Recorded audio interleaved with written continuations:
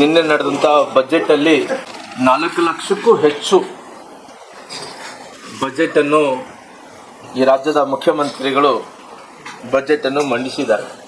ಆದರೆ ಈ ಸಾರಿ ಬಜೆಟನ್ನು 4 ಲಕ್ಷಕ್ಕೂ ಹೆಚ್ಚು ಏನೋ ಬಜೆಟನ್ನು ಮಂಡಿಸಿದಾರೋ, ಈ ಪ್ಲಾನ್ಡು ನಾನ್ ಪ್ಲಾನ್ಡ್ ಅನ್ನು ನೋಡಿದಂಥ ಟೈಮಲ್ಲಿ ಅವರು ಮಾಡ್ಕೊಂಡಿರೋ ಕೆಲವು ಅಂಶಗಳು ಅಂದ್ರೆಗಿನ ಕೆಲವೊಂದು ರಾಜಕೀಯ ಭವಿಷ್ಯದ ಸಲುವಾಗಿ, ರಾಜಕಾರಣದ ಸಲುವಾಗಿ ಈ ದೇಶದಲ್ಲಿದ್ದಂಥ, ಈ ರಾಜ್ಯದಲ್ಲಿದ್ದಂಥ ಕರ್ನಾಟಕವನ್ನು ಎಲ್ಲೋ ಒಂದು ಕಡೆ ಮೂಲೆ ಗುಂಪು ಅನ್ನೋದಕ್ಕಿಂತ ಅಭಿವೃದ್ಧಿ ವಿಚಾರದಲ್ಲಿ ಎಲ್ಲ ಅಭಿವೃದ್ಧಿ ಕೆಲಸಗಳು ನಿಲ್ಲಿಸಿ ಇವತ್ತು ಒಂದು ಕಡೆ ಅವ್ರು ಏನ್ ಮಾಡಿದಾರ, ಇಷ್ಟೊಂದು ದೊಡ್ಡ ಬಜೆಟ್ ಅನ್ನು ಮಂಡಿಸಿದ್ದಾರೆ.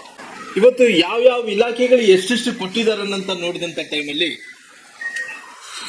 ಇವತ್ತು ಕೃಷಿಗೆ ತಗೊಳ್ರಿ, ನಂತರ ಶಿಕ್ಷಣಕ್ಕೆ ತಗೊಳ್ರಿ, ನಂತರ ಆರೋಗ್ಯಕ್ಕೆ ತಗೊಳ್ರಿ, ಇನ್ಫ್ರಾಸ್ಟ್ರಕ್ಚರ್ ಮೂಲಭೂತ ಸೌಕರ್ಯಗಳು ತಗೊಳ್ರಿ, ಎಲ್ಲ ವಿಚಾರದಲ್ಲಿ ಕೂಡ ಯಾವುದೊಂದು ಇಲಾಖೆಗಳಿಗೆ ಇವತ್ತು ಯಾವುದೋ ರೈತರಿಗೆ, ಬಡವರಿಗೆ ಅನುಕೂಲ ಆಗಂತ ಬಜೆಟ್ ಅನ್ನು ಈ ರಾಜ್ಯದ ಮುಖ್ಯಮಂತ್ರಿಗಳು ಇಷ್ಟೊಂದು ದೊಡ್ಡ ಬಜೆಟ್ ಅನ್ನು ಮಂಡಿಸಿದಂತ ಟೈಮಲ್ಲಿ ನಮ್ಮೆಲ್ಲರೂ ಕೂಡ ಬಹಳಷ್ಟು ದೊಡ್ಡ ನಿರೀಕ್ಷೆ ಇತ್ತು. ಎಲ್ಲ ಒಂದು ಕಡೆ ಇವತ್ತು ಈ ರಾಜ್ಯಕ್ಕೆ ಏನೋ ಒಳ್ಳೇದಾಗುತ್ತೆ ಅನ್ನೋಂಥದ್ದು ನಮ್ಮೆಲ್ಲರೂ ಕೂಡ ನಿರೀಕ್ಷೆ ಇತ್ತು. ಅವ್ರು ಒಂದು ಕಡೆ ನಾನು ಅವ್ರ ಸ್ವಾರ್ಥ ಅನ್ನೋದಕ್ಕಿಂತ ಅವ್ರ ಕಮಿಟ್ಮೆಂಟ್ ಅಂತ ಹೇಳಿ ತಿಳ್ಕೊಂಡಿದ್ದೀನಿ. ಎಲ್ಲ ಒಂದು ಕಡೆ 51,000 ಕೋಟಿ ರೂಪಾಯಿ ಹತ್ತತ್ರ ಗ್ಯಾರಂಟಿಗಳಿಗೆ ಕೊಟ್ಟಿರ್ಬೋದು.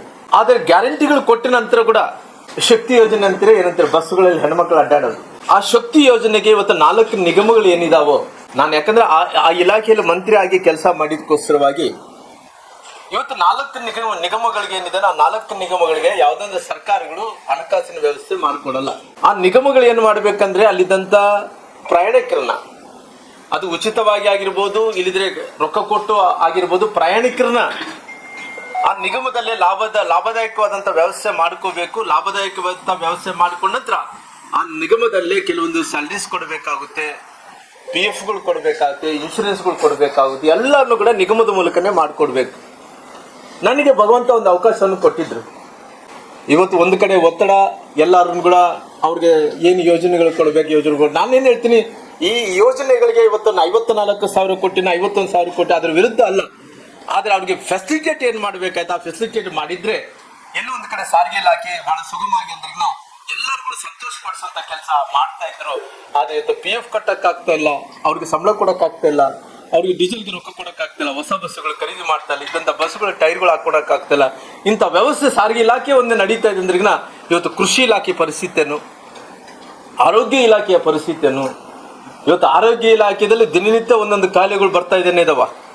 ದಿನನಿತ್ಯ ಒಂದು ಕಾಯಿಲೆ ಅಂದ್ರಿಗಿನ ಅಲ್ಲಿ ಏನೋ ನಿನ್ನೆ ಮೊನ್ನೆ ನೋಡ್ತಾ ಇದ್ವಿ, ಅದು ಯಾವ ತರಕಾರಿ ತಿನ್ಬೇಕಂದ್ರೆ ಭಯ, ಹಣ್ಣು ತಿನ್ಬೇಕಂದ್ರೆ ಭಯ, ಅದೇನೋ ಕೋಳಿ ಜ್ವರ ಬಂದಿದೆ ಅಂದ್ರೆ ಆ ಚಿಕನ್ದು ಅಂತ ಅದ ಇರ್ಲಿ ಒಂದು ಕಡೆ ಇದ್ರು ಕೂಡ ಇಷ್ಟೊಂದು ಭಯದಲ್ಲಿ ಅಂದ್ರೆ ಜನರೆಲ್ಲರೂ ಕೂಡ ಒಂದು ಹಣ್ಣು ತಿನ್ಬೇಕಂದ್ರೆ ಹಿಂದೆ ಮುಂದೆ ನೋಡ್ಬೇಕು, ಒಂದು ತರಕಾರಿಯನ್ನು ತಿನ್ಬೇಕಂದ್ರೆ ಹಿಂದೆ ಮುಂದೆ ನೋಡ್ಬೇಕು. ದಿನನಿತ್ಯ ಗೈಡ್ಲೈನ್ಸ್ ಸಿಕ್ಕಾಪಟ್ಟಿ ಅಂದ್ರಿಗಿನ ಜನರ ಮೇಲೆ ಇಷ್ಟು ಒತ್ತಡ ಇದೆ. ಆದ್ರೆ ಇವತ್ತು ಪರಿಸ್ಥಿತಿ ಏನಾಗ್ತಾ ಇದೆ ಅಂದ್ರೆ ಈ ಆರೋಗ್ಯ ಇಲಾಖೆಗೆ ಆದ್ಯತೆ ಕೊಟ್ಟಿಲ್ಲ, ಕೃಷಿ ಇಲಾಖೆ ಆದ್ಯತೆ ಕೊಟ್ಟಿಲ್ಲ, ಇವತ್ತು ಮೂಲಭೂತ ಸೌಕರ್ಯಗಳಿಗೆ ಆದ್ಯತೆ ಕೊಟ್ಟಿಲ್ಲ, ಶಿಕ್ಷಣಕ್ಕೆ ಆದ್ಯತೆ ಕೊಟ್ಟಿಲ್ಲ.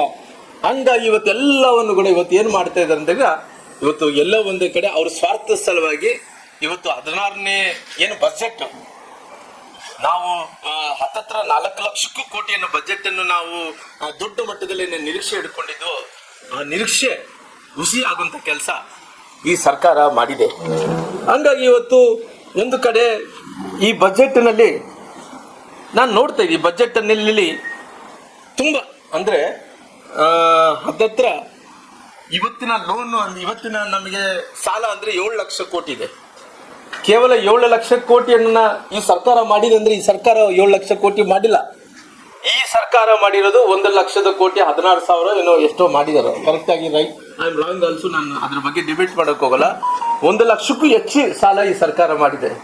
ಒಟ್ಟಾರೆಯಾಗಿ ಎಲ್ಲ ಸರ್ಕಾರಗಳು ಸೇರ್ಕೊಂಡು ಇವತ್ತಿನ ಸಾಲ ನೋಡಿದ್ರೆ ಹತ್ತತ್ರ 7 ಲಕ್ಷ ಕೋಟಿ ಸಾಲ ಪ್ರಮಾಣ ಜಾಸ್ತಿ ಆಗಿದೆ. 7 ಲಕ್ಷ ಕೋಟಿ ಸಾಲ ಪ್ರಮಾಣ ಜಾಸ್ತಿ ಆದಂತ ಟೈಮಲ್ಲಿ ನಮ್ಮ ಜನಸಂಖ್ಯೆ ಎಷ್ಟು 7 ಕೋಟಿ ಹತ್ತತ್ರ ಇರ್ಬೋದು. ಬಹುಶಃ ಈ ಸರ್ಕಾರ ಯೋಚನೆಯಲ್ಲಿ ತಂದ್ರಿಗಿನ ಈ ಬಜೆಟ್ ಅನ್ನು ಮಂಡಿಸುವಂತ ಟೈಮಲ್ಲಿ ಪ್ರತಿಯೊಬ್ಬರಿಗೂ 7 ಕೋಟಿ ಜನರು ಇದಾರೆ ಅಂದ್ರೆ 7 ಕೋಟಿ ಜನರು ಕೂಡ ಅನುಕೂಲ ಆಗ್ಬೇಕು ಅನ್ನಂತ ಬಜೆಟ್ ಅನ್ನು ಮಂಡಿಸಿದಂತ ಜನರು ಏನು ಅನುಕೂಲ ಆಗಿದೆ ಅಂದ್ರಿಗಿನ ನಮ್ಗೆಲ್ಲ ಕೂಡ ಸಿಕ್ಕಿರೋಂಥದ್ದು. ಅವ್ರು 7 ಲಕ್ಷ ಕೋಟಿ ಬಜೆಟ್ ಮಂಡಿ 7 ಲಕ್ಷ ಕೋಟಿ ಸಾಲ ಮಾಡಿರೋ ಕಾರಣ 4 ಲಕ್ಷಕ್ಕೂ ಹೆಚ್ಚು ಇವತ್ತು ಬಜೆಟ್ ಅನ್ನು ಮಂಡಿಸಿರೋ ಕಾರಣ ಎಲ್ಲರೂ ತಲೆ ಮೇಲೆ 1.5 ಲಕ್ಷ ಒಂದು ಲಕ್ಷನೋ 1.5 ಲಕ್ಷನೋ ತಲೆ ಮೇಲೆ ಹೊರೆ. ನಾವೆಲ್ಲರೂ ಕೂಡ ಸಾಲಗಾರರಾಗಿ ಮಾಡೋಂಥ ಬಜೆಟ್ ಇದಾಗಿದೆ.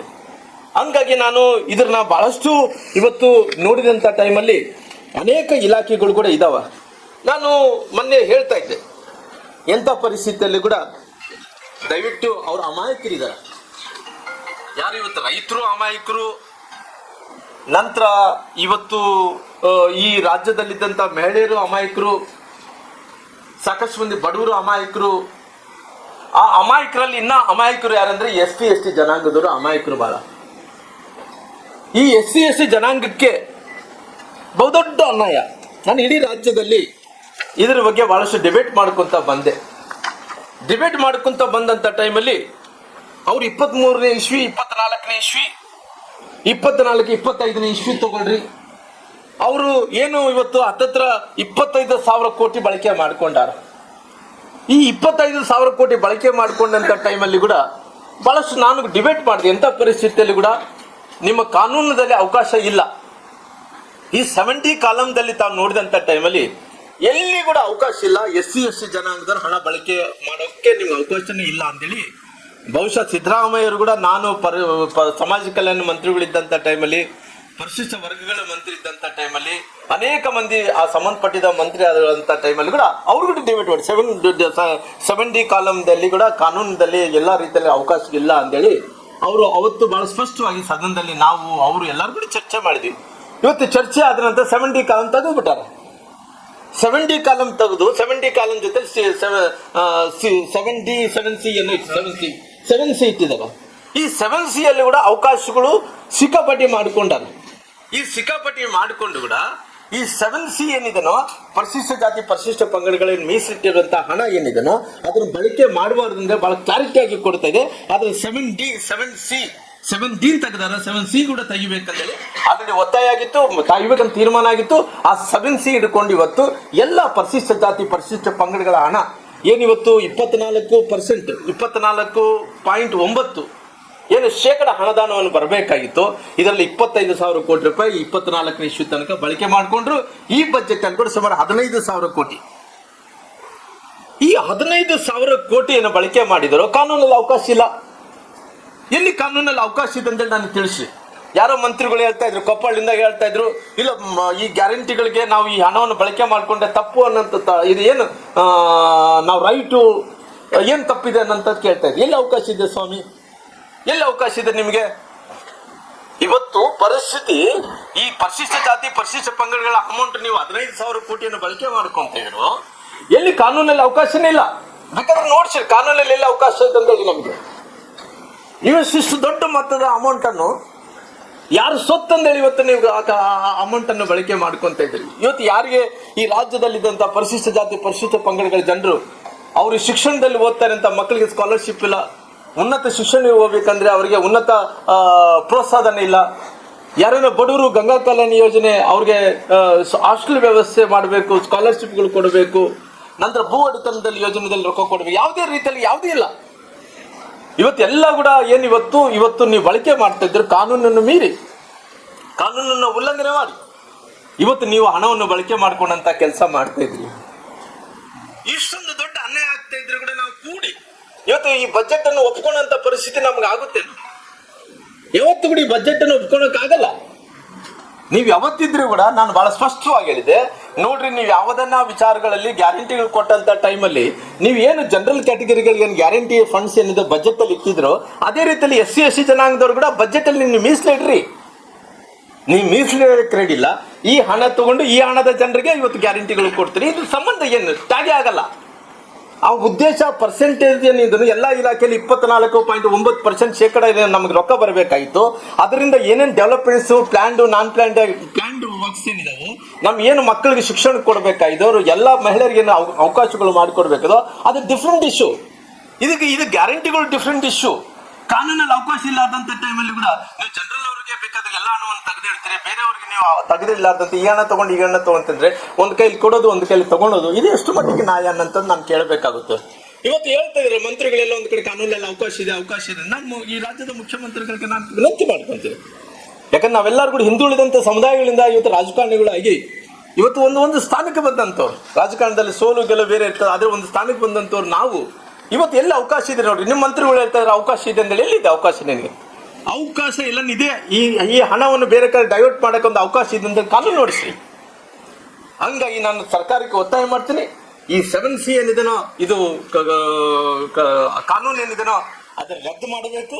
ರದ್ದು ಮಾಡಿ ಈ ಜನಾಂಗದ ಏನು ಹಣವನ್ನು ನೀವು ಬೇರೆ ಕಡೆ ಏನು ಡೈವರ್ಟ್ ಮಾಡ್ತಾ ಇದ್ರೋ ಆ ಡೈವರ್ಟ್ ಮಾಡೋಂಥ ಹಣವನ್ನು ಕೂಡ ನಮಗೆ ಕೊಡಬೇಕು ಅನ್ನೋಂಥ ಒತ್ತಾಯವನ್ನು ಕೂಡ ಮಾಡೋದ್ರ ಜೊತೆಲಿ ಹಿಂಗಾಗಿ ಇವತ್ತು ನಾವು ನೋಡ್ತಾ ಇದ್ವಿ. ಯಾಕಂದ್ರೆ ನಾನು ಬಹಳ ನಿರೀಕ್ಷೆ ಇಟ್ಕೊಂಡು ನಾನು ಈ ಭಾಗದಿಂದ ರಾಜಕಾರಣಿ ಆಗಿರೋಕೊಂಡೆ, ಕಲ್ಯಾಣ ಕರ್ನಾಟಕ ಭಾಗದಿಂದ.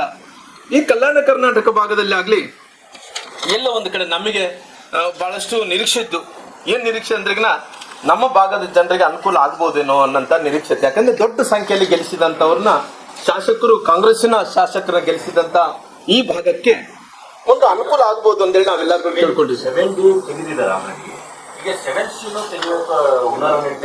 7C ಕೂಡ ತೆಗಿಲೇಬೇಕು, ಅದು ಒತ್ತಾಯ. 7C ತೆಗಿಲೇಬೇಕು. 7C ಅಲ್ಲಿ ಇವರು ಅವಕಾಶ ಮಾಡ್ಕೊಳಕ ಪ್ರಯತ್ನ ಮಾಡಿದ್ರೆ ಅಲ್ಲಿ ಕೂಡ ಅವಕಾಶ ಇಲ್ಲ. 7C ಕೂಡ ತೆಗಿಬೇಕು.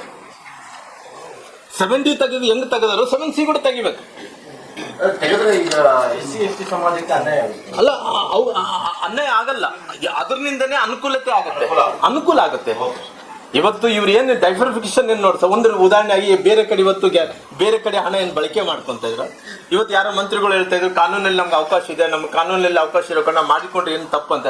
ಅದು ನಿಮ್ಮ ಪೊಲಿಟಿಕಲ್ ಏನು ಪ್ರಾಮಿಸ್ ಇದೆನಾ, ಅದು ಪೊಲಿಟಿಕಲ್ ಪ್ರಾಮಿಸ್. ಆ ಪೊಲಿಟಿಕಲ್ ಪ್ರಾಮಿಸ್ ಏನಿದೆ ಇದು ಸಂವಿಧಾನದಲ್ಲಿ ಬಾಬಾ ಸಾಹೇಬ್ ಅಂಬೇಡ್ಕರ್ ಬರೆದಂತ ಸಂವಿಧಾನದ ಹಕ್ಕು. ನಮಗೆ ಆ ಹಕ್ಕನ್ನು ಬೇಕಂದೇಳಿ ನಾವು ಕೇಳ್ತಾ ಇದ್ವಿ. ಆಗ್ಲಿ ಇವತ್ತು ಬೇರೆ ಏನು ಉದ್ದೇಶ ಇಲ್ಲ. ಹಂಗಾಗಿ ಇವತ್ತು ಎಲ್ಲಾ ಜನರು ಇವತ್ತು ಎಲ್ಲಾ ವಿಚಾರಗಳಲ್ಲಿ ಬಹಳಷ್ಟು ನೋವನ್ನು ಪಡಿತಾ ಇದ್ರ. ಹಂಗಾಗಿ ಇವತ್ತು ನಮಗೇನು ಈ ಭಾಗದಲ್ಲಿ ಇದ್ದಂತ ಜನರಿಗೆ ನಾವು ಏನು ಬಹಳಷ್ಟು ನಿರೀಕ್ಷೆ ಇಟ್ಕೊಂಡಿದ್ದು ಅಂದ್ರಿಗಿನ ಬಹುಶಃ ಅವರು ಯುವನಾಯಕರಾದಂಥ ಸನ್ಮಾನ್ಯ ರಾಹುಲ್ ಗಾಂಧಿ ಅವರು ಕೂಡ ಪಾದಯಾತ್ರೆ ಬಂದಂಥ ಟೈಮಲ್ಲಿ ಅವರು ಹೇಳಿಕೆಯನ್ನು ಕೊಟ್ಟಿದ್ರು. ಏನು ಹೇಳಿಕೆ ಅಂದ್ರಿಗಿನ ಈ ರಾಜ್ಯದಲ್ಲಿ ಪುನಃ ನಮ್ಮ ಕಾಂಗ್ರೆಸ್ ಸರ್ಕಾರ ಅಧಿಕಾರಕ್ಕೆ ಬರಲಿ, ಅಧಿಕಾರಕ್ಕೆ ಬಂದಂಥ ಟೈಮಲ್ಲಿ ಅವರು ಹೇಳಿದಂಥ ಘೋಷಣೆಗಳು ಏನಂದ್ರಿಗಿನ ಇವತ್ತು ವಿಜಯನಗರ ಜಿಲ್ಲೆಗೆ ಮತ್ತು ನಂತರ ಬಳ್ಳಾರಿ ಜಿಲ್ಲೆಗೆ ಒಂದು ಜೀನ್ಸ್ ಅಪ್ರೇಲ್ ಪಾರ್ಕ್ ಮಾಡ್ತೀವಿ ಅನ್ನೋಂಥ ಘೋಷಣೆಯನ್ನು ಮಾಡಿದ್ರು. ಅಖಂಡ ಬಳ್ಳಾರಿ ಜಿಲ್ಲೆಗೆ ಒಂದು ಜೀನ್ಸ್ ಅಪರೇಲ್ ಪಾರ್ಕ್ ಮಾಡ್ತೀವಿ ಅಂತ ಹೇಳಿ ಕೂಡ ಅವ್ರು ಹೇಳಿದ ನಂತರ ಅವ್ರು ಯಾಕೋ ಮಿಸ್ ಆಗಿಬಿಟ್ರು. ಎಲ್ಲಿ ಮಿಸ್ ಆಗಿದ್ರು, ಅವ್ರ ನಾಯಕರು ಮಿಸ್ ಆದ್ರು, ಅವ್ರು ಏನನ್ನ ಅಕಸ್ಮಾತ್ ರಾಹುಲ್ ಗಾಂಧಿ ಅವ್ರಿಗೆ ಇಲ್ಲಿದ್ದಂತ ಸರ್ಕಾರದ ಮೇಲೆ ಹಿಡ್ತಾ ಇಲ್ಲನೋ ನಮಗೇನು ಗೊತ್ತಾಗಿಲ್ಲ. ಯಾಕಂದ್ರೆ ಒಬ್ಬ ಮನುಷ್ಯ ರಾಷ್ಟ್ರೀಯ ನಾಯಕರು ಹೆಂಗಿರ್ಬೇಕಂದ್ರೆಗಿನ ಒಂದು ಮಾತು ಕಮಿಟ್ಮೆಂಟ್ ಇರ್ಬೇಕು. ಕಮಿಟ್ಮೆಂಟ್ ರಾಜಕಾರಣ ಮಾಡ್ಕೋಬೇಕು. ಕಮಿಟ್ಮೆಂಟ್ ಇಲ್ಲಾರ್ದಂತ ರಾಜಕಾರಣ ಅವತ್ತಿನ ಸಂದರ್ಭದಲ್ಲಿ ಅವ್ರ ಸ್ವಾರ್ಥ ಸಲುವಾಗಿ ಎಲ್ಲ ಒಂದ್ ಕಡೆ ದೇವರ ಆಶೀರ್ವಾದದಿಂದ ಅಲ್ಲಿ ಪಶ್ಚಿಮ ಬೆಂಗಾಲ್ ಇದು ಏನು ಬಾಂಗ್ಲಾದೇಶ ನಂತರ ಅಲ್ಲಿ ತೊಂದರೆ ಆಗ್ತಾ ಇರೋ ಕಾರಣ ನಮ್ಮ ಎಲ್ಲ ಅಲ್ಲಿ ಜೀನ್ಸ್ ಮ್ಯಾನುಫ್ಯಾಕ್ಚರ್ಸ್ ಯಾರಿದ್ರು ಅಲ್ಲಿ ನಮಗೆ ಪಶ್ಚಿಮ ಬಂಗಾಲ್ಗೆ ಮತ್ತು ವೆಸ್ಟ್ ಬೆಂಗಾಲ್ಗೆ ಮತ್ತು ಬಾಂಗ್ಲಾದೇಶ್ಗೆ ವ್ಯತ್ಯಾಸ ಇರೋ ಕಾರಣ ನಮ್ಮ ಕಡೆ ಭಗವಂತನ ಆಶೀರ್ವಾದದಿಂದ ನಮ್ಮ ಭಾಗದಲ್ಲಿದ್ದಂತಹ ಜೀನ್ಸ್ ಮ್ಯಾನುಫ್ಯಾಕ್ಚರ್ಸ್ ಅವ್ರಿಗೆ ಬಹಳಷ್ಟು ತುಂಬಾ ಗೌರವ, ಜೊತೆಲಿ ಬೆಲೆ ಕೂಡ ಬಂದಿದೆ. ಜೊತೆಲಿ ಇತ್ತೀಚೆಗೆ ಟ್ರೇಡ್ ಕೂಡ ಜಾಸ್ತಿ ಅನುಕೂಲತೆ ಕೂಡ ಆಗ್ತಾ ಇದೆ. ಹಂಗಾಗಿ ಅಲ್ಲ, ಲ್ಯಾಂಡ್ ಐಡೆಂಟಿಫೈ ಮಾಡಿದ್ದಾರೆ, ಇಲ್ಲ ಅನ್ನಕ್ ಹೋಗಲ್ಲ. ಲ್ಯಾಂಡ್ ಐಡೆಂಟಿಫೈ ಮಾಡ್ತಾರೆ ಅಂತ ಯಾವತ್ತು ಕೂಡ ಮಾಡ್ತಾರೆ ಅಂತ. ಅದೇ ಕಾರ್ಯರೂಪಕ್ಕೆ ಬರೋದು ಇಂಪಾರ್ಟೆಂಟ್ ಅಲ್ಲ. ಇವತ್ತು ಅದೇ ಬಜೆಟ್ ಅಲ್ಲಿ ಕೂಡ ಯಾವುದೇ ರೀತಿಯಲ್ಲಿ ಕೂಡ ಅವ್ರ ಫಂಡ್ ಅನ್ನು ಕೂಡ ಇಟ್ಟಿಲ್ಲ. ಹಂಗಾಗಿ ಅವರು ರಾಹುಲ್ ಗಾಂಧಿ ಅವರು ಏನೋ ಮರ್ತೋಗಿದ್ದಾರೆ ಅನ್ನೋ ಗೊತ್ತಿಲ್ಲ. ಅಕಸ್ಮಿತವಾಗಿ ಇಲ್ಲಿದ್ದಂತ ಸರ್ಕಾರದ ಮೇಲೆ ಹಿಡ್ತಾ ಇಲ್ಲ ಅನ್ನೋ ಗೊತ್ತಿಲ್ಲ. ಇಲ್ಲ, ಅವ್ರು ರಾಷ್ಟ್ರೀಯ ನಾಯಕರು ಮಾತು ಕೊಟ್ಟಂತ ಟೈಮಲ್ಲಿ ಇಲ್ಲಿದ್ದಂತ ಶಾಸಕರು, ಇಲ್ಲಿದ್ದಂತ ಮಂತ್ರಿಗಳನ್ನಾಗಲಿ ಕಮಿಟ್ಮೆಂಟ್ ಅನ್ನು ಇರಬೇಕಾಗುತ್ತೆ. ಆ ಕಮಿಟ್ಮೆಂಟ್ ಇಲ್ಲಾರ್ದಂತೆ ಯಾರಿಗೆ ಜನರು ಅವತ್ತು ಕೇಳಿದ್ರು, ಓಟ್ ಹಾಕಿದ್ರು, ನಾವು ಗೆದ್ರು ಅನ್ನಂತ ಅದು ಮುಗಿದಂತ ಪರಿಸ್ಥಿತಿ ಇಲ್ಲ. ಆದ್ರೆ ಜನರಂತೂ ನೆನಪು ಇಟ್ಕೊಂಡಿದಾರ. ನೀವು ಮರ್ತಿರ್ಬೋದು, ಅಲ್ಲಿ ಜನರಂತೂ ನೆನಪಿನಲ್ಲಿ ಉಳಿದೋಗ್ತೀರಿ. ಎಲ್ಲೋ ಒಂದು ಕಡೆ ಕಳಂಕಿತರ ಆಗಬೇಡ್ರಿ. ದಯವಿಟ್ಟು ಏನು ಮಾತನ್ನು ಕೊಟ್ಟಿದ್ರು ಆ ಮಾತನ್ನು ಉಳಿಸ್ಕೊಂಡಂತ ಕೆಲಸ ಸರ್ಕಾರ ಮಾಡಬೇಕು. ಸರ್ಕಾರ ಜೊತೆಲಿ ಇವಾಗ ನಾಯಕರು, ಶಾಸಕರೆಲ್ಲರೂ ಕೂಡ ಮಾಡ್ಬೇಕನ್ನಂತ ಒತ್ತಾಯನ್ನು ಕೂಡ ಮಾಡ್ತೇನೆ. ಜೊತೆಲಿ ಇನ್ನೊಂದು ಅವರು ಮಾತನ್ನು ಕೊಟ್ಟಿದ್ರು.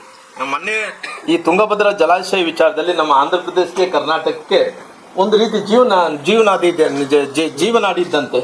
ಆ ಜೀವನಾಡಿಯಲ್ಲಿ ಕೆಲವೊಂದು ನೀರು, ಯಾಕಂದ್ರೆ ಭದ್ರಾದಿಂದ ನೀರು ಬಂದಂತ ಟೈಮಲ್ಲಿ, ನೀರು ಜಾಸ್ತಿ ಆದಂತ ಟೈಮಲ್ಲಿ, ಅಲ್ಲಿ ಫ್ಲೋ ಜಾಸ್ತಿ ಆದಂತ ಟೈಮಲ್ಲಿ ಅಲ್ಲಿ ಗೇಟ್ಗಳು ಬಿರುಕು ಬಿಡೋದು ನಾವು ಮೊನ್ನೆ ನೋಡಿದ್ವಿ.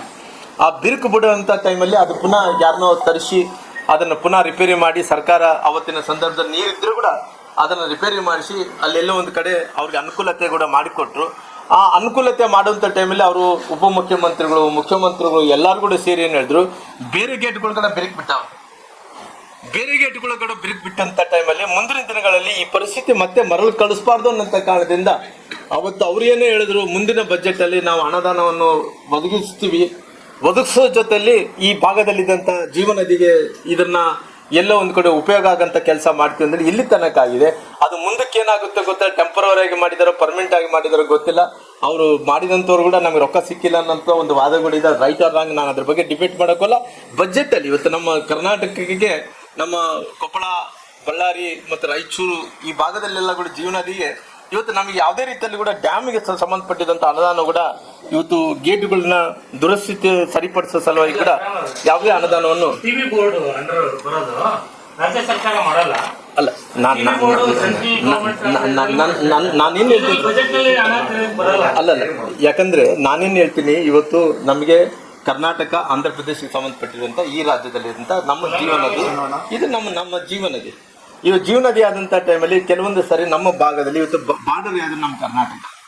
ಈ ಕರ್ನಾಟಕದಿಂದ ಹರಿದು ತೆಲಂಗಾಣಕ್ಕೆ ಹೋಗ್ಬೇಕು, ಆಂಧ್ರ ಪ್ರದೇಶಕ್ಕೆ ಹೋಗ್ಬೇಕಂದ್ರೆ ನಮಗೇನು ಫಸ್ಟ್ ಲುಕ್ಸಾನ್ ಆಗುವಂತ ನಾವೇ, ಏನನ್ನ ತೊಂದರೆ ಅಲ್ಲಿ ಫಸ್ಟ್ ಲುಕ್ಸಾನ್ ಆಗುವಂತ ನಾವೇ ಆಗಿರೋ ಕಾರಣ ಸರ್ಕಾರ ಇವತ್ತು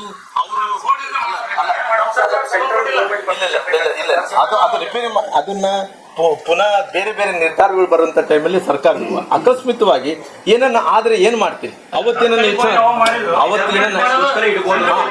ಯಾಕಂದ್ರೆ ಅವತ್ತು ಹೇಳಿದಂತ ಮಾತು ಅವ್ರು ಹೇಳಿರೋ ಕಾರಣ, ಅವ್ರು ಹೇಳಿದಂತ ಮಾತು ಎಲ್ಲ ಒಂದ್ ಕಡೆ ಹಣದಾನ ತೆಗೆದಿಡ್ಬೇಕಾಯ್ತು, ತೆಗೆದಿಡಂತ ಕೆಲಸ ಆಗ್ಲಿಲ್ಲ. ಅದೇ ರೀತಿಯಲ್ಲಿ ಕೂಡ ನಮ್ಮ ಸರ್ಕಾರ ಏನಂತ ಟೈಮಲ್ಲಿ ನವಳಿ ಹತ್ರ ಸಮಾನಾಂತರ ಜಲಾಶಯ ಆಗ್ಬೇಕು ಅಂತೇಳಿ ಬಹಳಷ್ಟು ಅವತ್ತಿನ ದಿನಗಳಲ್ಲಿ ಅಲ್ಲಿ ಸರ್ವೆ ಆಗ್ಬೇಕು ಅಂತೇಳಿ ಅನುದಾನ ಕೂಡ ಒದಗಿಸಿದೀವಿ. ನಂತರ ಸಮಾನಾಂತರ ಜಲಾಶಯ ಆಗ್ಬೇಕು ಅನ್ನೋಂಥ ಕಾರಣದಿಂದ ಅವತ್ತು ಸುಮಾರಿಗೆ 1000 ಕೋಟಿ ರೂಪಾಯಿ ತೆಗೆದಿಟ್ಟಿವಿ. ಎಲ್ಲ ಹೋಗ್ಲಿ, ಎಲ್ಲ ಕೂಡ ಇವತ್ತು ಏನಾಗ್ಬಿಟ್ಟಿದೆ ಅಂದ್ರೆ ಏನೋ ಬಿಡಪ್ಪ ಗೆಲ್ಲಿಸ್ಬಿಟ್ಟಿದ್ರೆ ನಾವು ಯಾವ್ದು ನೀರಾವರಿ ಯೋಜನೆಗಳು ಬೇಕಿಲ್ಲ, ಆರೋಗ್ಯ ವಿಚಾರ ಬೇಕಿಲ್ಲ, ನಂತರ ಶಿಕ್ಷಣ ವಿಚಾರ ಬೇಕಿಲ್ಲ. ನಮಗೇನು ಬೇಕಪ್ಪ ಅಂದ್ರೆ ವೈಟ್ ಏನಪ್ಪಾ ಅಂದ್ರೆ ಬೆವರು ಸುರಿಸಲಾರ್ದಂತ ರಾಜಕಾರಣಿಗಳು ಯಾರನ್ನ ಇದಾರೆ ಅಂದ್ರೆ ಅದು ಕಾಂಗ್ರೆಸ್ ನಾಯಕರು ಮಾತ್ರ. ಏನಂದ್ರೆ ಜನರಿಗೆ ಕೊಟ್ಟು ಬಿಟ್ಟಿವಿ ಅಂದ್ರೆ ಬೇರೆ ರಾಜ್ಯಗಳಲ್ಲಿ ಕೂಡ ಗ್ಯಾರಂಟಿ ಕೊಟ್ಟು ಫೇಲ್ ಆದಂತ ರಾಜ್ಯಗಳು ಕೂಡ ಇದಾವೆ. ಈ ಪರಿಸ್ಥಿತಿ ಮುಂದೆ ಕರ್ನಾಟಕದಲ್ಲಿ ಬಂದ್ರೆ ಬರ್ಬೋದು. ಹಂಗಾಗಿ ಇವತ್ತು ಅವ್ರಿಗೆ ವೈಟ್ ಕಲರ್ ಪಾಲಿಟಿಕ್ಸ್ ಆಗಿ ಮಾಡ್ಕೊಂತ ಬರ್ತಾ ಇದಾರೆ.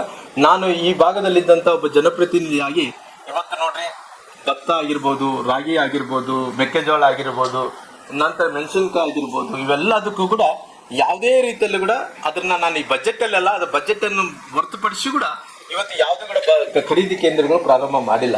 ಆದ್ರೆ ರೈತರು ಬಹಳಷ್ಟು ನೋವಿದ್ದಂತ ಟೈಮಲ್ಲಿ ಕೂಡ ಸರ್ಕಾರ ಮನಸ್ಸು ಮಾಡ್ಬೇಕಾಯ್ತು. ಯಾಕಂದ್ರೆ ನಾನು ಈ ಭಾಗದ ಒಬ್ಬ ಜನಪ್ರತಿನಿಧಿಯಾಗಿ ನನ್ನ ಏನೋ ಪ್ರಯಾರಿಟಿ, ಇವತ್ತು ಚಿಲ್ಲಿಯಲ್ಲಿ ಜಾಸ್ತಿ ಬೆಳೀತಾರ, ಚಿಲ್ಲಿ ಎಲ್ಲ ಬೇರೆ ಕಡೆ ಬೆಳೀತಾರೆ, ನಮ್ಮ ಭಾಗದಲ್ಲಿ ಜಾಸ್ತಿ ಬಳ್ಳಾರಿಯಲ್ಲಿ ಬೆಳೀತೀವಿ, ಬಳ್ಳಾರಿ, ರಾಯಚೂರು, ಕೊಪ್ಪಳ ಈ ಭಾಗದಲ್ಲಿ ಜಾಸ್ತಿ ಬೆಳಿತೀವಿ.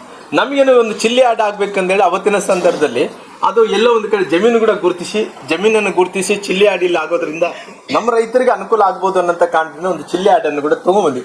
ಆ ಚಿಲ್ಲಿ ಆಟ ತಗೊಂಡ್ಬಂದ ನಂತರ ಇವತ್ತು ಸರ್ಕಾರ ಏನ ಯೋಚನೆ ಅಂತ ಮೊನ್ನೆ ಯಾರೋ ಮಂತ್ರಿಗಳು ಹೇಳಿಕೆ ಕೊಡ್ತದೆ, ಇದ್ರನ್ನೇನಂತೀರ ಸ್ಟೋರೇಜ್, ಕೋಲ್ಡ್ ಸ್ಟೋರೇಜ್. ಆ ಕೋಲ್ಡ್ ಸ್ಟೋರೇಜ್ಗಳು ನಮ್ಮ ಹತ್ರ ಬಹಳ ಇದಾವ. ಆ ಕೋಲ್ಡ್ ಸ್ಟೋರೇಜ್ಗಳು ಮಾಡೋದ್ರಿಂದ ನಮ್ಗೆ ಯಾವುದೇ ಉಪಯೋಗ ಆಗಲ್ಲ. ಅದನ್ನ ಬೇಕಾದ್ರೆ ಅವ್ರನ್ನ ಕೋಲ್ಡ್ ಸ್ಟೋರೇಜ್ಗಳು ಪ್ರೈವೇಟು, ಗೌರ್ಮೆಂಟು ಎಲ್ಲ ಕೂಡ ಇರೋ ಕಾರಣ ದಯವಿಟ್ಟು ನಮಗೆ ಚಿಲ್ಲಿ ಆಡ್ ಮಾಡೋದ್ರಿಂದ ನಮ್ಮ ಭಾಗದಿಂದ ರೈತರಿಗೆ ಅನುಕೂಲ ಆಗುತ್ತೆ ಅನ್ನೋಂಥ ಒತ್ತಾಯವನ್ನು ಮಾಡೋದ್ರ ಜೊತೆಲಿ ಇನ್ನು ಸಾಕಷ್ಟು ವಿಚಾರಗಳು ಕೂಡ ಮಾತಾಡಬೇಕಾಗಿದೆ. ಹಂಗಾಗಿ ಅವರು ಪೊಲಿಟಿಕಲ್ ಆಗಿ ಅವರು ಎಲ್ಲೋ ಒಂದು ಕಡೆ ಇಷ್ಟೊಂದು ದೊಡ್ಡ ಬಜೆಟ್ ಅನ್ನು ಕೊಡಬೇಕು ಅನ್ನೋಂಥ ಉದ್ದೇಶದಿಂದ ರಾಜಕೀಯವಾಗಿ ಅವ್ರಿಗೆ ಎಲ್ಲೋ ಒಂದು ಕಡೆ ಮೈಲೇಜ್ ಸಿಗಬೇಕು ಅಂತೇಳಿ ನಾನೊಬ್ಬ 16ನೇ ಬಜೆಟ್ ಅನ್ನು ಮಂಡಿಸುವಂತ ಟೈಮಲ್ಲಿ ಒಂದು ದೊಡ್ಡ ಬಜೆಟ್ ಅನ್ನು ಕೊಟ್ಟಿದ್ವಿ. ನಾವು ಎಲ್ಲೆಲ್ಲ ನೋಡ್ತೀವಿ, ಮಹಾರಾಷ್ಟ್ರ ಬೇರೆ ಬೇರೆ ಕಡೆ ಕೂಡ ಅಷ್ಟು ದೊಡ್ಡ ಬಜೆಟ್ಗಳಿದಾವೆ. ಅದ ನಂತರ ಇಲ್ಲಿ ಯಾವುದೋ ಒಂದು ಕೊಡಬೇಕನ್ನಂತ ಕಾರಣದಿಂದ ಇದು ಬಹುಶಃ ಈ ದೇಶದಲ್ಲಿ 3ನೇ ದೊಡ್ಡ ಬಜೆಟ್ ಅಂತ ಹೇಳಿ ತಿಳ್ಕೊಂಡಿದ್ದೀನಿ. ದೊಡ್ಡ ಬಜೆಟ್ ಕೊಡುವಂತ ಟೈಮಲ್ಲಿ ದೊಡ್ಡವಾದಂತ ವಿಶಾಲವಾದಂತ ಕೂಡ ಹೃದಯ ಇರಬೇಕು. ಹೃದಯದ ಜೊತೆಲಿ ವಿಶಾಲವಾದಂತ ಕರ್ನಾಟಕ ಜನರನ್ನು ಅಪ್ಕೊಂಡಂತ ಕೆಲಸ ಕೂಡ ಮಾಡಬೇಕಾಗಿತ್ತು. ಹಂಗಾಗಿ ಶಿಕ್ಷಣಕ್ಕೆ, ನೀರಾವರಿಗೆ, ಆರೋಗ್ಯಕ್ಕೆ, ನಂತರ ಮೂಲಭೂತ ಸೌಕರ್ಯಗಳಿಗೆ, ನಂತರ ಸಾರಿಗೆ ಇಲಾಖೆಗಳಿಗೆ, ಇವತ್ತು ನಮ್ಮ ಪರಿಶಿಷ್ಟ ವರ್ಗ, ಪರಿಶಿಷ್ಟ ಜಾತಿಗಳಂದ್ರೆ ಅದು ಕೇಳಕ್ಕೆ ಆಗಲ್ಲ. ಇವತ್ತು 2 ವರ್ಷ ಆಯ್ತು, ಯಾರು ಮಂತ್ರಿಗಳು ಗೊತ್ತಿಲ್ಲ. ಅವ್ರು ಯಾರೋ ಮಂತ್ರಿಗಳಿದ್ರು, ಅವ್ರು ಪುನಃ ಅವ್ರಿಗೆ ಏನೋ ವ್ಯವಸ್ಥೆ ಆಗಿ ಅವ್ರನ್ನ ಆ ರಾಜೀನಾಮೆ ಕೊಟ್ಟಿದ್ರು. ಆ ರಾಜೀನಾಮೆ ಕೊಟ್ಟ ನಂತರ ಇವತ್ತು ನಮಗೆ ಮಂತ್ರಿಗಳಿಲ್ಲಾರ್ದಂತ ಇಲಾಖೆಗಳು ಯಾವನ್ ಇದಾವಂದ್ರೆ ಇವತ್ತು ನಮ್ಮ ಪರಿಶಿಷ್ಟ ವರ್ಗಗಳ ಮಂತ್ರಿಗಳು ಇಲಾಖೆಯಲ್ಲಿ ಇವತ್ತು ನಮ್ಮ ಮಂತ್ರಿಗಳಿಲ್ಲಾರ್ದಂತ ಇಲಾಖೆಗಳು ನಡೀತಾ ಇದಾವ. ಅಂದ್ರೆ ಇವೆಲ್ಲ ನೋಡಿದಂತ ಟೈಮಲ್ಲಿ ಕೂಡ ಬಹಳಷ್ಟು ನೊಂದಿದೆ. ಈ ಬಜೆಟ್ ಅನ್ನು ಒಪ್ಕೊಂಡಂತ ಪ್ರಶ್ನೆ ಇಲ್ಲ. ಈ ಬಜೆಟ್ ಯಾರಿಗೆ ಒಳ್ಳೇದಾಗುವಂತ ಬಜೆಟ್ ಅಲ್ಲ ಅನ್ನೋಂಥ ಒತ್ತಾಯನ್ನು ಕೂಡ ಮಾಡ್ತೀನಿ. ಅತಿಗಳು ಪರವಾಗಿ ಅನ್ನೋಂಥದ್ದಲ್ಲ. ಯಾವುದೇ ಮುಖ್ಯಮಂತ್ರಿಗಳು ಈ ಸರ್ಕಾರದ ಬಗ್ಗೆ ಯೋಚನೆ ಮಾಡಂತ ಟೈಮಲ್ಲಿ ಇವತ್ತು 7 ಕೋಟಿ ಜನರಿಗೆ ಅನುಕೂಲ ಆಗಬೇಕು ಅನ್ನೋಂಥ ಬಜೆಟ್ ಅನ್ನು ಕೊಂಡಂತ ಟೈಮಲ್ಲಿ ಅವ್ರು 7 ಕೋಟಿ ಜನರಿಗೆ ಹತ್ತತ್ರ 1 ಲಕ್ಷ ರೂಪಾಯಿ ಅವ್ರ ತಲೆ ಮೇಲೆ ಏನು ಸಾಲ ಓರಿಸಿದಾರೋ ಆ ರೀತಿಯಾದಂತ ಬಜೆಟ್ ಅನ್ನು ನಾವು ನಿರೀಕ್ಷೆ ಪಡೋದು ಬೇಕಾಗಿಲ್ಲ. ಈ ರಾಜ್ಯದಲ್ಲಿ ಇದ್ದಂತ ಹಿತದೃಷ್ಟಿ ನೀಡಿಕೊಂಡು ನೋಡ್ರಿ, ನಾನು ಯಾವುದೇ ಒಂದು ಕೋಮಕ್ಕೆ ಅಂದ್ರೆ ನನ್ನ ಆಸೆ ಈ ರಾಜ್ಯದಲ್ಲಿದ್ದಂತ ಎಲ್ಲ ಸಮುದಾಯಗಳನ್ನ ಓಲೈಕೆ ಮಾಡಂತ ರಾಜಕಾರಣ ಆಗಿರ್ಬೇಕು. ಯಾವುದೇ ಸ್ವಾರ್ಥಕ್ಕೋಸ್ಕರವಾಗಿ ನಾನು ಎಲ್ಲ ಒಂದ್ ಕಡೆ ವೋಟ್ ಬ್ಯಾಂಕ್ ಮಾಡ್ಕೊಳ್ಳೋ ಸಲುವಾಗಿ ಎಲ್ಲ ಒಂದು ಆಕರ್ಷಣೆ ಮಾಡಂತ ಬಜೆಟ್ ಆಗ್ಬಾರ್ದು ಅನ್ನೋದು ನನ್ನ ವೈಯಕ್ತಿಕವಾದಂತ ವಿಚಾರ ಆಗಿರೋ ಕಾರಣ ನಾನು ನನ್ನ ದೃಷ್ಟಿ ಏನಿದೆನೋ ಈ ರಾಜ್ಯದಲ್ಲಿದ್ದಂತ ಎಲ್ಲಾ ಜಾತಿಯ ಎಲ್ಲಾ ಧರ್ಮೀಯ ಜನರನ್ನ ಒಂದೇ ಒಂದು ದೃಶ್ಯದಿಂದ ನಾನು ನೋಡ್ತೀನಿ. ಇವ್ರು ಹೆಚ್ಚು ಇವ್ರು ಕಡಿಮೆ, ಅವ್ರು ಒಳ್ಳೆಯವರು ಇವ್ರು ಕೆಟ್ಟವ್ರು ಅಂತ ನಾನು ಡಿಬೇಟ್ ಮಾಡಕ್ ಕುಂತಿಲ್ಲ.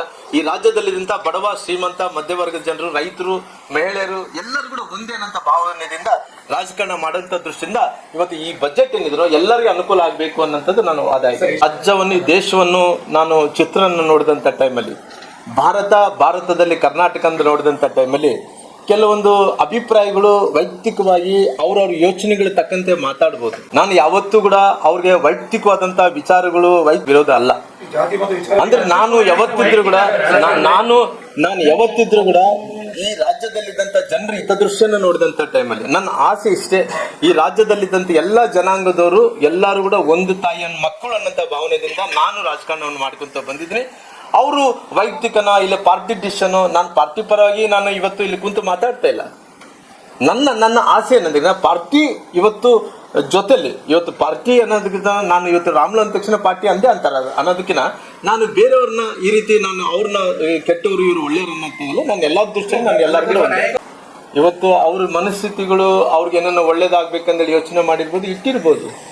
ಯಾವ ಕೊಟ್ಟಿಲ್ಲ ಅನ್ನೋಂಥ ವಿಚಾರ ಬಂದಂತ ಅದ್ರ ಬಗ್ಗೆ ನಾನು ಡಿಬೇಟ್ ಮಾಡ್ತಾ ಇದ್ದೀನಿ. ಇಲ್ಲ, ನಾನು ಅವ್ರು ನೋಡಿ ನನ್ನ ಸ್ಟ್ಯಾಂಡು ಈ ರಾಜ್ಯದಲ್ಲಿದ್ದಂತ ಎಲ್ಲಾ ಜನಾಂಗದವರು ಒಂದು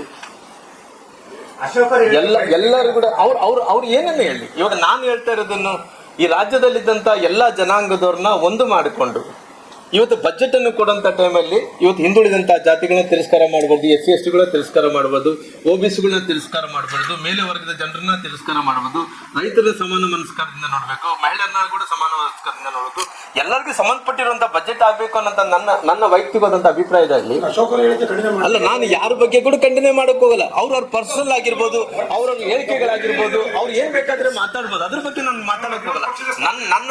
ನಂದು ಏನಿದೆ ನನ್ನ ಮನಸ್ಸಲ್ಲಿ ಏನಿದೆ ಅದು ನಾನು ಹೇಳ್ತಾ ಇದ್ದೀನಿ. ಪಾರ್ಟಿ ಬೇಸ್ ಆದ್ರೂ ಕೂಡ ನಾನು ಇವ್ರು ರಾಮುಲು ಮಾತಾಡ್ತಾ ಇದ್ದೇನೆ ಅಂದ್ರೆ ರಾಮುಲು ಅವರು ವೈಯಕ್ತಿಕವಾದಂತ ಮಾತಾಡೋ ಜೊತೆ ಪಾರ್ಟಿ ಅಂತೂ ಅದ್ರ ಜೊತೆ ಇದ್ದೇ ಇರ್ತೈತೇನೆ. ಸಿದ್ದರಾಮಯ್ಯನವರು ಅಲ್ಪಸಂಖ್ಯಾತರಿಗೆ 20% ಅನುದಾನ ಹಣ ಮೀಸಲಿಟ್ಟಿರೋದು ಓಕೆ ಅಲ್ಲ ರೀ. ನಾನು ಇವತ್ತು ಅವ್ರು ಯಾರಿಗೋ ಮೀಸಲಾತಿ ಅವ್ರಿಗೆ ಇಷ್ಟು ಜಾಸ್ತಿ ಮಾಡಿದ್ರೆ ಮೀಸಲಿಟ್ಟಾರ ಅನ್ನೋದಕ್ಕಿಂತ ನಾನು ಏನು ಕೊಟ್ಟಿಲ್ಲ ಅನ್ನೋದು ಮಾತಾಡಿದ್ರೆ ಆಯ್ತಲ್ಲ. ಇವಾಗ ನನ್ನ ಅಭಿಪ್ರಾಯ ಏನಂದ್ರೆ ಯಾರೋ ಕೊಟ್ಟಿಲ್ಲ ಅಂದ್ರೆ ಅವ್ನ ಮೇಲೆ ಯಾಕೆ ದ್ವೇಷ ಮಾಡ್ಕೊಂಡು ಅವ್ರ ಮೇಲೆ ಯಾಕೆ ದ್ವೇಷ ಮಾಡಬೇಕು? ಅವ್ರ ಮೇಲೆ ದ್ವೇಷ ಮಾಡೋದಕ್ಕೆ ನಂದೇನಂದ್ರೆ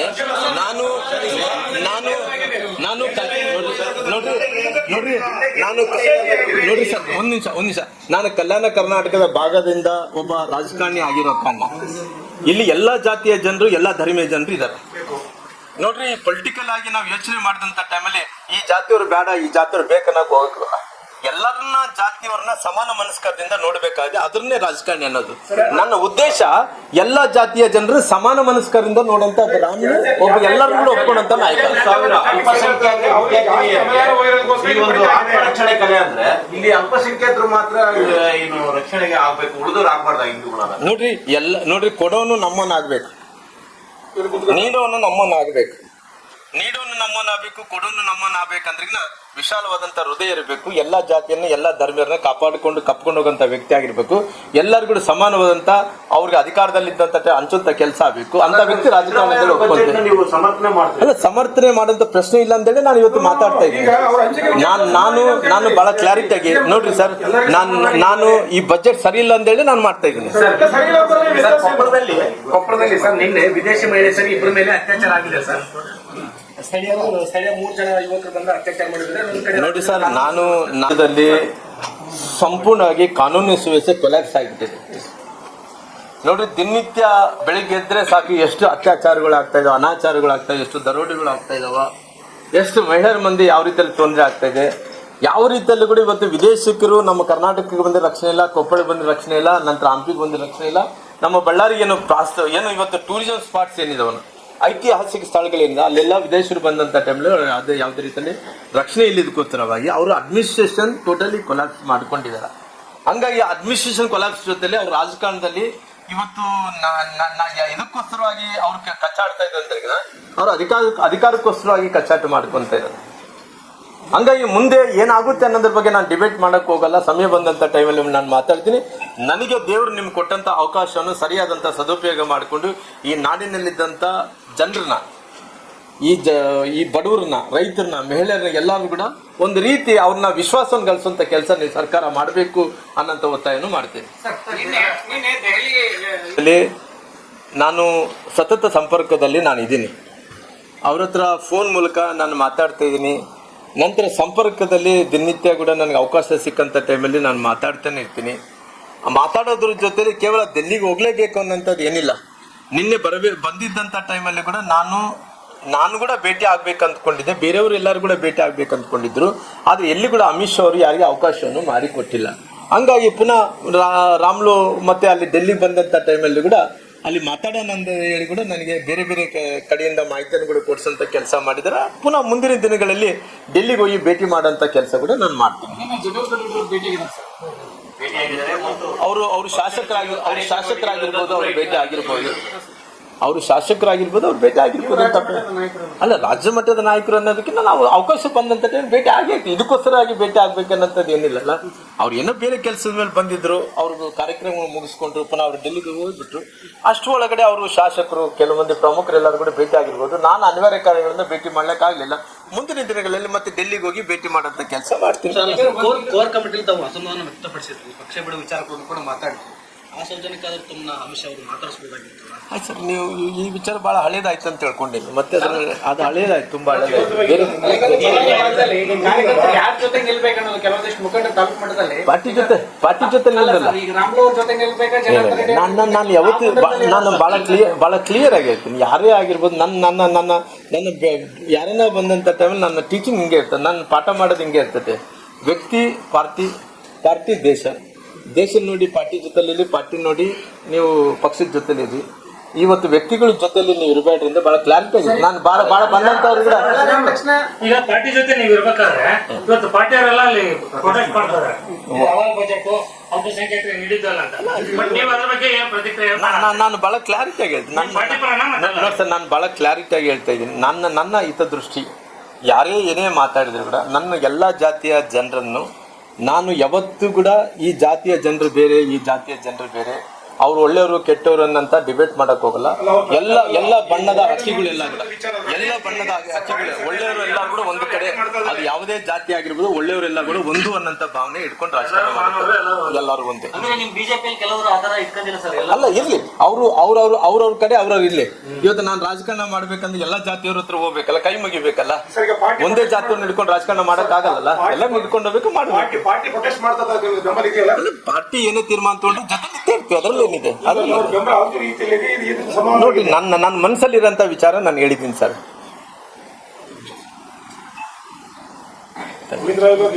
ಯಾಕಂದ್ರೆ ಪಾಪ ಅವ್ರು ಕೂಡ ಉಪವಾಸ ಮಾಡಿದ್ರು ಜೊತೆಲಿ. ಅವ್ರು ಯಾಕೆ ಹಂಗ ಮಾಡ್ತಾರೆ? ನಾನು ಕೂಡ ಸುಮಾರಾಗಿ 30 ವರ್ಷ ರಾಜಕಾರಣದಲ್ಲಿ ನನಗೆ ಕೂಡ 3 ಬಾರಿ ಅವಕಾಶ ಬಂದಂತ ಟೈಮಲ್ಲಿ ಕೂಡ ಅವತ್ತು ಯಾವುದೇ ಕಾಂಗ್ರೆಸ್ಸಿನ ಮತ್ತು ಬೇರೆ ಪಾರ್ಟಿಯವರು ಬೇರೆ, ಬಿಜೆಪಿ ಅವರು ಬೇರೆ ಇದ್ದಂಥ ಟೈಮಲ್ಲಿ ಕಾಂಗ್ರೆಸ್ ಅವ್ರು ಬೇರೆ ಅಂತೇಳಿ ನೋಡ್ಕೊಂಡಿಲ್ಲ. ಅನುದಾನ ಹಂಚಿಕೆ ಮಾಡೋಂಥ ಟೈಮಲ್ಲಿ ಎಲ್ಲರೂ ವಾರ್ಡ್ಗಳು ಸಮಾನವಾಗಿ ಕೊಡ್ತೇವೆ. ಆದರೆ ವಿಶೇಷವಾಗಿ ನಮ್ಮ ದೌರ್ಬಲ್ಯ ಏನಂದ್ರಿಗಿನ, ನಮ್ಮ ಹಣೆ ಬರ ಅಂದ್ರಿಗಿನ ಇವತ್ತು ನಮ್ಮ ಗೋವಿಂದರಾಜ್ ವಾರ್ಡ್ಗೆ ಅವ್ರು ರೊಕ್ಕ ಕೊಟ್ಟಿಲ್ಲ. ಇವತ್ತು ಇಷ್ಟು ನೋವು ಪಡ್ತಾ ಇದ್ದಾನೆ ಅಂದ್ರಿಗಿನ ನಮ್ಮ ಗೋವಿಂದರಾಜ್ ಅಣ್ಣವ್ರಿಗೆ ಎಲ್ಲರಿಗೆ ಕೊಟ್ಟರು, ನನಗೆ ಒಬ್ಬನಿಗೆ ಕೊಡ್ತಾ ಇಲ್ಲ. ಯಾಕಂದೇಳಿ ಗೊತ್ತಿಲ್ಲ ಅಂತೇಳಿ ಅವರು ಭಾಳ ನೋವನ್ನು ಪಡಿತಿದ್ದಾರೆ. ನಾನು ಮುಖ್ಯಮಂತ್ರಿಗಳ ಹತ್ರ ಕೂಡ ನಾನು ಒತ್ತಾಯ ಮಾಡ್ತೀನಿ. ನಾನು ಕೂಡ ಅವಕಾಶ ಬಂದಂಥ ಟೈಮಲ್ಲಿ ಅವ್ರಿಗೆ ಪತ್ರ ಕೂಡ ಬರೀತೀನಿ. ದಯವಿಟ್ಟು ಏನಿದೆನೋ ಗೋವಿಂದರಾಜ್ ವಾರ್ಡಿಗೆ ಮಾತ್ರ ಏನು ಅನುದಾನ ಕೊಟ್ಟಿಲ್ಲ, ಅದು ಸರಿಯಲ್ಲ ಅನ್ನೋಂಥದ್ದು ಕೂಡ ನಾನು ಮುಖ್ಯಮಂತ್ರಿಗಳ ಪತ್ರವನ್ನು ಕೂಡ ಬರೆಯುವಂಥ ಕೆಲಸ ಮಾಡ್ತೀನಿ.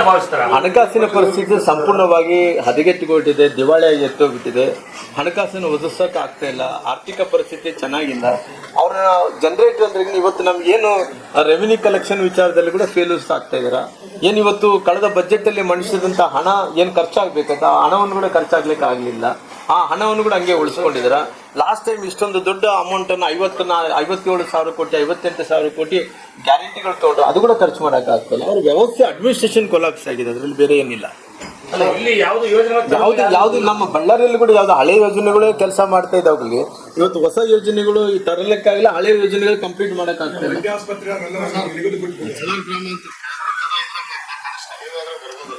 ಎಲ್ಲ ಕಡೆ ಅಡ್ಡಾಡ್ತೇನೆ ಸರ್, ಎಲ್ಲ ಕಡೆ ಅಡ್ಡಾಡ್ತೇನೆ ಇದೆ ಸರ್, ಅದನ್ನ ಸರಿ ಮಾಡಿ. ಸರ್, ಈಗ ಬಳ್ಳಾರಿ ಗ್ರಾಮಾಂತರ ಈಗ ನಮ್ಮ ಗ್ರಾಮಾಂತರಕ್ಕೆ ಕೂಲಿ ಕಡೆ ಬಹಳ ಇಂಟ್ರೆಸ್ಟ್ ಮಾಡ್ತಾರೆ. ಅಲ್ಲ ಎಲ್ಲ ಕಡೆ ನೋಡ್ರಿ, ನಾನೆಲ್ಲ ಕೂಡ ಎಲ್ಲ ಜಿಲ್ಲೆಯಲ್ಲಿ ಎಲ್ಲ ಕಡೆ ಕೂಡ ಗ್ರಾಮಾಂತರಕ್ಕೆ ನೋಡಿ ಎಷ್ಟು ಬಯಲಾಟಗಳಿಗೆ ಹೋಗ್ತಿರ್ತೀವಿ. ಅಂದ್ರೆ ನಾವು ಯಾವುದೋ ಒಂದು ದೇವಸ್ಥಾನಗಳು ಇನಾಗ್ರೇಷನ್ಗೆ ಹೋಗ್ತೀವಿ, ಮದುವೆಗಳಿಗೆ ಹೋಗ್ತಿರ್ತೀವಿ. ಹಾಗಂತ ನಮಗೇನು ಬೇರೆ ಸರ್ಕಾರಿ ಕಾರ್ಯಕ್ರಮಕ್ಕೆ ಹೋಗೋಕ್ಕಾಗಲ್ಲ. ಸಣ್ಣ ಪುಟ್ಟ ಕೆಲಸಗಳೆಲ್ಲ ಕೂಡ ಕಾರ್ಯಕ್ರಮಗಳೆಲ್ಲ ಹೋಗ್ತಿರ್ತೀವಿ. ಈ ಕಾಮಗಾರಿ ವಿಚಾರಗಳು ಬಂದಂತ ಟೈಮಲ್ಲಿ ಸರ್ಕಾರ ಅನುದಾನ ಕೊಡಬೇಕಾಗಿದೆ, ಶಾಸಕರು ಕೆಲಸ ಮಾಡಬೇಕಾಗಿದೆ. ಅವ್ರಿಗೆಲ್ಲ ಒಂದು ಕಡೆ ಮಂತ್ರಿಗಳು ಎಲ್ಲೋ ಒಂದು ಕಡೆ ಅವ್ರೇನು ಈ ಕಡೆ ಒಳ್ಳೆ ನೋಡ್ತಾ ಇಲ್ಲ. ಅವ್ರೇನೋ ಅವರು ಸಂಕಲ್ಪ ಮತ್ತೆ ಪುನಃ ಮಂತ್ರಿ ಆದ್ಮೇಲೆ ಈ ಕಡೆ ಬರ್ಬೇಕನ್ನಂಥದ್ದು ನನಗೆ ಗೊತ್ತಿಲ್ಲ. ನಾನು ಯಾರು ಹೇಳ್ತಾ ಇದ್ರೆ ರೈಟ್ ಆರ್ ರಾಂಗ್ ನನಗೆ ಗೊತ್ತಿಲ್ಲ. ಅವ್ರು ಮಂತ್ರಿ ಆಗಿ ಮತ್ತೆ ಈ ಕ್ಷೇತ್ರಕ್ಕೆ ಬರ್ಬೇಕಂದೇಳಿ ಅವ್ರು ಅನ್ಕೊಂಡಾರಂತ, ಅದು ಜನ ಮಾತಾಡಿದ್ರು, ನಾನು ಯಾರ ಹತ್ರ ಕೇಳಿಲ್ಲ. ಅವ್ರು ಮಂತ್ರಿ ಆದ್ಮೇಲೆ ಬರ್ಬೇಕಂದ್ರೆ ಆ ಮಂತ್ರಿ ಆಗಿ ಬರೋ ಒಳಗಡೆನೆ ಈ ಪರಿಸ್ಥಿತಿ ಏನಾಗುತ್ತೆ, ಜನರ ಪರಿಸ್ಥಿತಿ ಗೊತ್ತಿಲ್ಲ. ಜನರು ಅವ್ರು ಆಯ್ಕೆ ಮಾಡ್ಕೊಂಡಾರ. ಅವರೆಲ್ಲ ಒಂದು ಕಡೆ ಅವ್ರು ಸ್ವಂತ ಮಾಡಿದಂಥ ತಪ್ಪಿನಿಂದ ಅವರು ಮತ್ತೆ ಪುನಃ ಅದನ್ನ ಪಶ್ಚಾತ್ತಾಪ ಪಟ್ಟು ಮತ್ತೆ ಹೊರಗಡೆ ಬಂದಾರ. ಹೊರಗಡೆ ಬಂದ ನಂತರ ಪುನಃ ಮಂತ್ರಿಗಳಾಗಿ ಬರೋ ಒಳಗಡೆ ಅವಧಿ ಇರುತ್ತೋ ಅವಧಿ ಮುಗಿದೋಗುತ್ತೆ ನಮಗೆ ಗೊತ್ತಿಲ್ಲ. ಅಂದ್ರೆ ಪರಿಸ್ಥಿತಿ ಹಂಗಿಲ್ಲ. ಇವತ್ತು ನೋಡಿ, ಜಿಲ್ಲಾ ಮಂತ್ರಿಗಳು ಅವ್ರ ಹತ್ರ ಬರ್ತಾ ಇಲ್ಲ. ಜಿಲ್ಲಾ ಮಂತ್ರಿಗಳು ಯಾವ್ದೊಂದು ಡೆವಲಪ್ಮೆಂಟ್ ಕೆಲಸಕ್ಕೆ ಬರ್ತಿಲ್ಲ. KDP ಮೀಟಿಂಗ್ಗಳು ನಡೀತಾ ಇದೆ. ನಂತರ ಯಾರನ್ನ ಸತ್ರೆ, ಮಹಿಳೆಯರು ಗರ್ಭಿಣಿ ಹೆಣ್ಮಕ್ಳು ಸತ್ರೆ ಬರ್ತಾ ಇಲ್ಲ. ಯಾವ್ದೊಂದಕ್ಕೆ ಬರ್ತಾರೆ. ಒಂದೇ ಒಂದು ಬಂದಿರೋದು ಹಂಪಿ ಉತ್ಸವಕ್ಕೆ ಒಂದೇ ಬಂದ್ರು. ಯಾಕಂದ್ರೆ ಹಂಪಿ ಉತ್ಸವದಲ್ಲಿ ಒಂದೇ ದಿನ ಸೆಲೆಬ್ರಿಟಿಗಳು ಬಂದಾರ ಅಂತೇಳಿ ಅವ್ರು ಸುಮ್ಮನೆ ಶೋ ಆಫ್ ಬಂದಿರ್ತಾರಾಗ್ಲಿ. ನಮ್ಮ ಜಿಲ್ಲಾ ಮಂತ್ರಿಗಳ ಕಾಂಟ್ರಿಬ್ಯೂಷನ್ ಏನು, ಜಿಲ್ಲಾ ಮಂತ್ರಿಗಳು ಕಾಂಟ್ರಿಬ್ಯೂಷನ್ ಹೆಂಗಿರ್ಬೇಕಂದ್ರೆ ಪ್ರತಿಯೊಂದು ವಿಚಾರದಲ್ಲಿ ಕೂಡ ಬಂದು ಕೆಲಸ ಮಾಡೋಂಥ ವ್ಯಕ್ತಿ ಆಗಿರ್ಬೇಕು. ಅದು ಜಿಲ್ಲಾ ಮಂತ್ರಿಗಳಿಲ್ಲ, ಶಾಸಕರುಗಳಿಲ್ಲ. ಪರಿಸ್ಥಿತಿ ಬಹಳ ಹದಗೆಟ್ಟಿದೆ. ಆಡಳಿತ ಪಕ್ಷದ ಇಷ್ಟೆಲ್ಲ ವೈಫಲ್ಯಗಳಿದ್ರು, ಇದ್ರ ಕುರಿತಾಗಿ ಸರಿಯಾದ ಪ್ರತಿಭಟನೆ ಮಾಡಲಿ ವಿರೋಧ ಪಕ್ಷವಾಗಿ ನೀವು ನೋಡ್ರಿ, ನಾವು ಎಲ್ಲಾ ವಿಚಾರದಲ್ಲಿ ನಮ್ಮ ನಾಯಕರೆಲ್ಲರೂ ಕೂಡ ಸೇರಿ ನಾವು ಮಾಡ್ತಾನೆ ಇದೀವಿ. ಅಂದ್ರೆ ಇವತ್ತು ಡೆಮೊಕ್ರೆಟಿಕ್ ಕಂಟ್ರಿಯಲ್ಲಿ ಮತ್ತೆ ಆಯ್ಕೆಯಾದಂತಹ ಜನಪ್ರತಿನಿಧಿಗಳು 5 ವರ್ಷಗಳ ಕಾಲ ಇರಬೇಕಾಗುತ್ತೆ, ಸರ್ಕಾರಗಳು ಇರಬೇಕಾಗುತ್ತೆ. ಹೋರಾಟಗಳು ಮಾಡೋದು ನಮ್ಮ ಅಕ್ಕ ಇರೋ ಕಾರಣ ಹೋರಾಟ ಮಾಡ್ತಿರ್ತೀವಿ. ಕೆಲವೊಂದ್ಸರಿ ಒಳ್ಳೇದಾಗ್ಬೋದು, ಕೆಲವೊಂದ್ಸರಿ ಕೆಟ್ಟದ್ದು ಕೂಡ ಆಗ್ಬೋದು, ಕೆಲವೊಂದ್ಸರಿ ಏನು ಯಾವ್ದು ಕೂಡ ಜನರಿಗೆ ಜಾಗೃತಿಯನ್ನು ಮೂಡಿಸಂತ ಕೆಲಸ ಮಾಡ್ತೀವಿ. ಅಷ್ಟು ಸಿನಿಮಾ ಆಕ್ಟರ್ಗಳೆಲ್ಲ ಬಂದಿರ್ತಾರಲ್ಲ ಸರ್, ಅವ್ರು ಬಂದಂತ ಟೈಮಲ್ಲಿ ಅವತ್ತಿನ ಸಂದರ್ಭದಲ್ಲಿ ಕಾಣಿಸ್ಕೆ ಬೇಕು. ಯಾಕಂದ್ರೆ ಕೇವಲ ಹಂಪಿ ಉತ್ಸವ ಅಂದ್ರೆ ಕೇವಲ ಕರ್ನಾಟಕ ಮಂದಿ ಒಂದೇ ನೋಡಲ್ಲ, ಇಡೀ ವಿಶ್ವ ನೋಡ್ತಾ ಇರ್ತಾರೆ. ಆ ವಿಶ್ವ ನೋಡಂತ ಟೈಮಲ್ಲಿ ಎಲ್ಲ ಒಂದು ಕಡೆ ಇದೀವಿ ಅನ್ನೋಂಥದ್ದು ಪ್ರಯತ್ನ ಆಗ್ಲಿ. ಅದರಿಂದ ಏನು ಅನ್ನೋಂಥದ್ದೇನಲ್ಲ, ಸುಮ್ಮನೆ ದುಂದು ವೆಚ್ಚ. ಸುಮ್ಮನೆ ಹಂಪಿ ಉತ್ಸವಕ್ಕೆ ಇಷ್ಟೊಂದು ದೊಡ್ಡ ಖರ್ಚು ಮಾಡಿ ಎಲ್ಲೊಂದು ಕಡೆ ಬಂದು ಅವರು ನೋಡ್ಕೊಂಡು ಹೋಗೋದೇ ಆಗಲಿ. ಏನು ವಾಟ್ ಇಸ್ ದಟ್? ಇಲ್ಲ